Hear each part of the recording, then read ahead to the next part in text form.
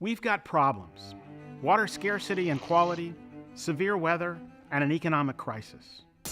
But there's an affordable solution to all of these that's provided by the model of what trees do and how people interact with them. What many of us don't realize is that trees are a major part of nature's water system. This is particularly relevant to the situation we face in Los Angeles. People think of LA as a desert, but that's a myth. The explorers noted that they could move from one end of the San Fernando Valley all the way to the other end and always be shaded by oak trees. Here's what the tree does. The leaves that fall from trees turn into mulch, which feeds and protects the tree. And with the help of underground critters, over time, this mulch transforms into a rich soil called humus.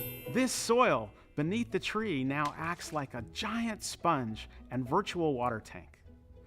For example, a large tree in its natural setting captures rain in its canopy and eases the water down into the root zone, which can hold tens of thousands of gallons of water.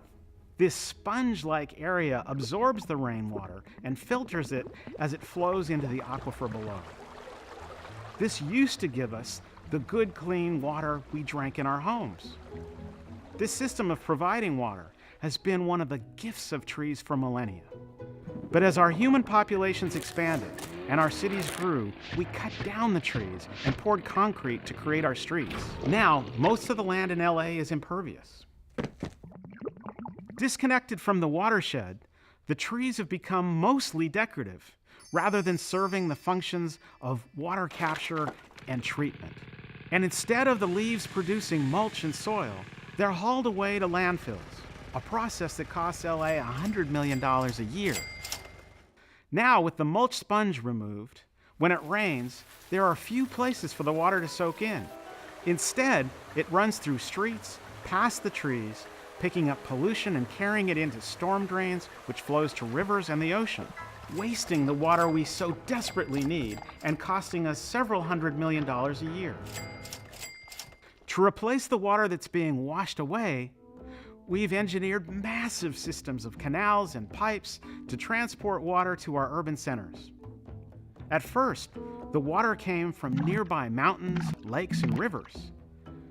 But as our cities have grown, we've had to go further and further to find our water. For LA, water's pumped and piped from throughout the southwestern United States, draining those areas and costing our city hundreds of millions of dollars each year.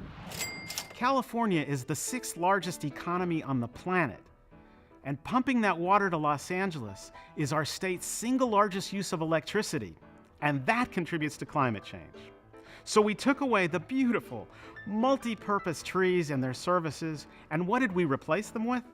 Bureaucracy. It was the best solution we knew at the time because we didn't understand ecosystems. To manage our water needs, we created separate agencies for water supply, flood control, air and water pollution, waste management, soil conservation, and energy.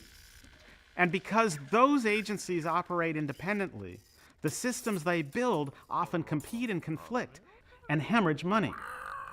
And now that climate change is increasing our water shortages and extreme weather is triggering more flooding, this increases pressure on the system.